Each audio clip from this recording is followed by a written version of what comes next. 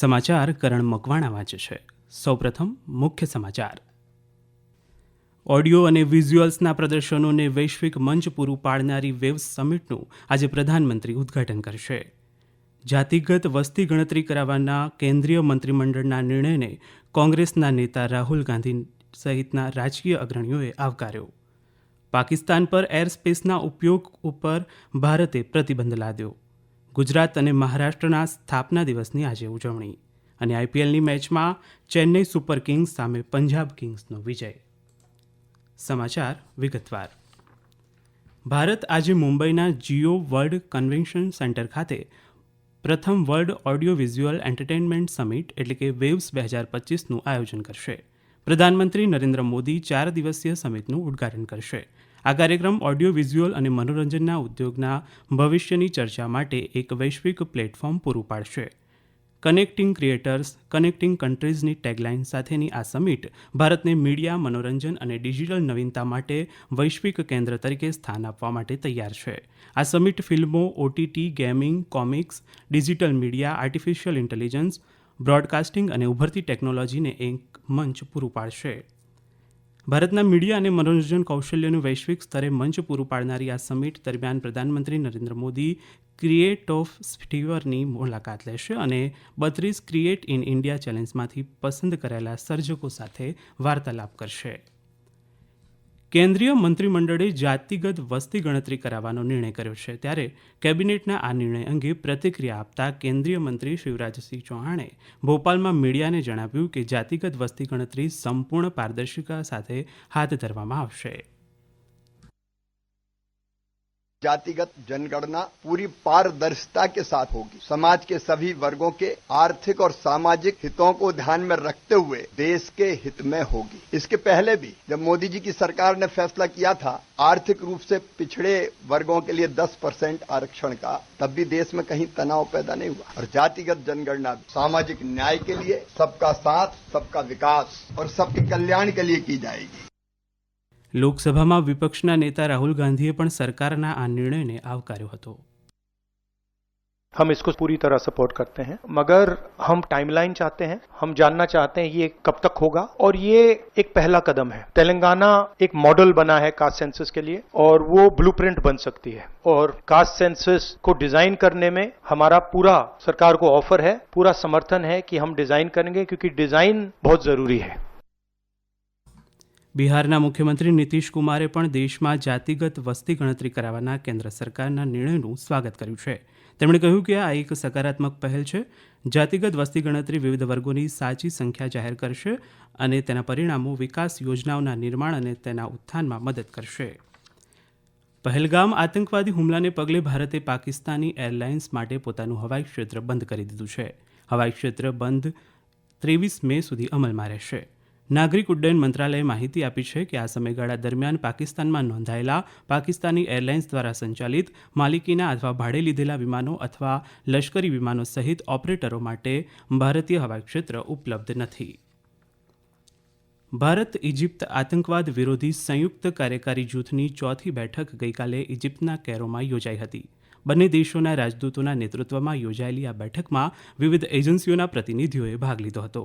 વિદેશ મંત્રાલયે એક નિવેદનમાં જણાવ્યું છે કે બેઠક દરમિયાન ભારત અને ઇજિપ્તે પહેલગામમાં થયેલા આતંકવાદી હુમલાની સખત નિંદા કરી છે. ઇજિપ્તે આતંકવાદનો સામનો કરવામાં ભારતને પોતાનો સંપૂર્ણ ટેકો આપ્યો છે. બંને દેશો મની લોન્ડરિંગ વિરોધી, ડ્રગ્સ હેરફેર અને સંગઠિત અપરાધમાં દ્વિપક્ષીય સહયોગને વધુ મજબૂત કરવા અને તાલીમ તથા ક્ષમતા નિર્માણને વધુ ગાઢ બનાવવા સંમત થયા હતા. ગુજરાત આજે તેના સ્થાપના દિવસની ઉજવણી કરી રહ્યું છે. ભાષાકીય આધાર પર મુંબઈ રાજ્યથી અલગ થયા બાદ 1 મે 1960ના રોજ રાજ્ય અસ્તિત્વમાં આવ્યું હતું. સ્થાપના દિવસની રાજ્યકક્ષાની ઉજવણી ગુજરાતના રાજ્યપાલ આચાર્ય દેવવ્રત અને મુખ્યમંત્રી ભૂપેન્દ્ર પટેલની ઉપસ્થિતિમાં પંચમહાલ જિલ્લાના ગોધરા ખાતે યોજાશે. પ્રસ્તુત છે અમારા સંવાદદાતાનો વિશેષ અહેવાલ. गुजरात गौरव दिवस के अवसर पर मुख्यमंत्री भूपेंद्र पटेल पंचमहाल जिले में लगभग 650 करोड़ रुपए की लागत वाली विभिन्न विकास परियोजनाओं का उद्घाटन और शिलान्यास करेंगे। राज्यपाल आचार्य देवव्रत की उपस्थिति में शाम को SRP ग्राउंड में सांस्कृतिक कार्यक्रम आयोजित किए जाएंगे। राज्यपाल और मुख्यमंत्री विविध क्षेत्रों में उल्लेखनीय युग के लिए 6 महानुभावों को गुजरात गरिमा पुरस्कार प्रदान करेंगे। देश की आबादी का केवल 5% हिस्सा होने के बावजूद गुजरात भारत के सकल घरेलू उत्पादन में 8.2% का योगदान देता है। अपर्णा खूंट, आकाशवाणी समाचार, अहमदाबाद। મહારાષ્ટ્રના મુખ્યમંત્રી દેવેન્દ્ર ફડણવીસે કહ્યું છે કે મહારાષ્ટ્ર દેશના વિકાસમાં મહત્વપૂર્ણ ભૂમિકા ભજવી રહ્યું છે અને આગામી દિવસોમાં તે માત્ર દેશમાં જ નહીં પરંતુ વિશ્વમાં પણ એક વિકસિત રાજ્ય બનશે। તેમણે મહારાષ્ટ્ર દિવસ અને મજૂર દિવસ પર રાજ્યના નાગરિકોને શુભેચ્છાઓ પાઠવી હતી।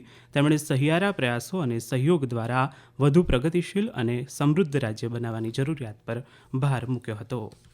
આ સમાચાર આપ આકાશવાણી પરથી સાંભળી રહ્યા છો। આ સમાચાર આપ અમારી YouTube channel AIR news Gujarat પર પણ સાંભળી શકશો। વધુ સમાચાર માટે અમારી વેબસાઇટ newsonair.gov.in/gujarati અને અમારા એક્સ હેન્ડલ AIR_news_ABAD ને ફોલો કરશો।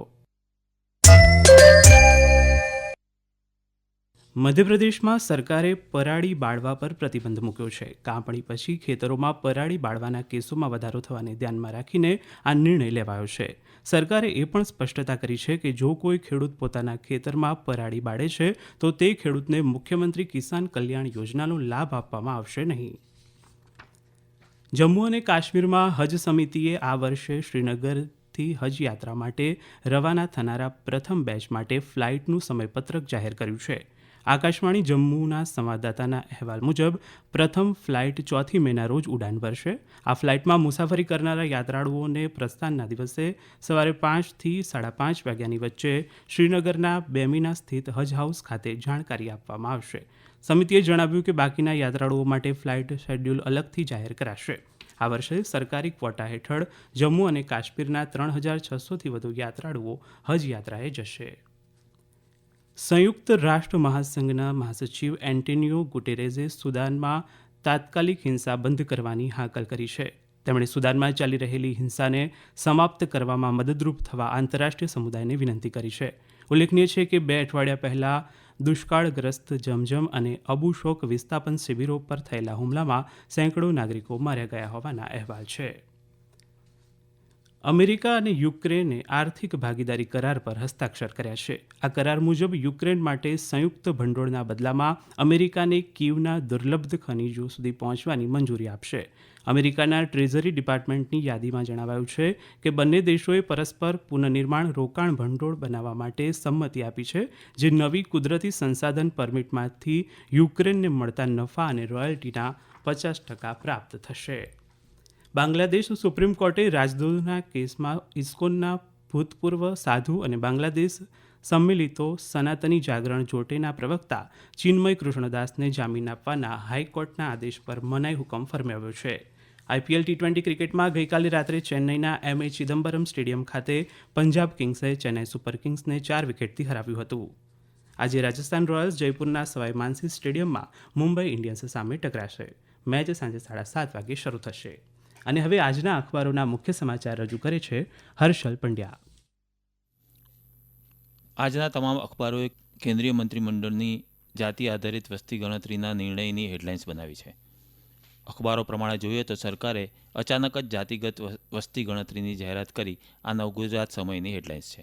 દિવ્ય ભાસ્કર લખ્યું છે કે આઝાદ ભારતના ઇતિહાસમાં પહેલીવાર હવે ઘેર ઘર જઈને જાતિ પૂછશે કેન્દ્ર સરકાર। ગુજરાત સમાચારની હેડલાઇન છે કે હવે વસ્તી ગણતરી જ્ઞાતિવાદના આધારે થશે। તમામ અખબારોએ કવર કરેલા અન્ય સમાચારોમાં પાકિસ્તાન માટે ભારતે એરસ્પેસ બંધ કરી, સરહદ પર પાકિસ્તાનના સતત યુદ્ધ વિરામ ભંગ બદલ હોટલાઇન દ્વારા ભારતે પાકિસ્તાનને ચેતવણી આપી જેવા સમાચાર પણ જોવા મળી રહ્યા છે। અંતમાં મુખ્ય સમાચાર ફરી એકવાર। ઓડિયો અને વિઝ્યુઅલના પ્રદર્શનોને વૈશ્વિક મંચ પૂરું પાડનારી વેવ્સ સમિટનું આજે પ્રધાનમંત્રી ઉદ્ઘાટન કરશે। જાતિગત ગણતરી કરાવવાના કેન્દ્રીય મંત્રીમંડળના નિર્ણયને કોંગ્રેસના નેતા રાહુલ ગાંધી સહિતના રાજકીય અગ્રણીઓએ આવકાર્યો। પાકિસ્તાન પર એર સ્પેસના ઉપયોગ ઉપર ભારતે પ્રતિબંધ લાદ્યો. ગુજરાત અને મહારાષ્ટ્રના સ્થાપના દિવસની આજે ઉજવણી. અને આઈપીએલની મેચમાં ચેન્નઈ સુપર કિંગ્સ સામે પંજાબ કિંગ્સનો વિજય. આકાશવાણી પરથી સમાચાર પૂરા થયા. હવે પછી આપ 1:20 રાષ્ટ્રીય સમાચાર સાંભળી શકશો.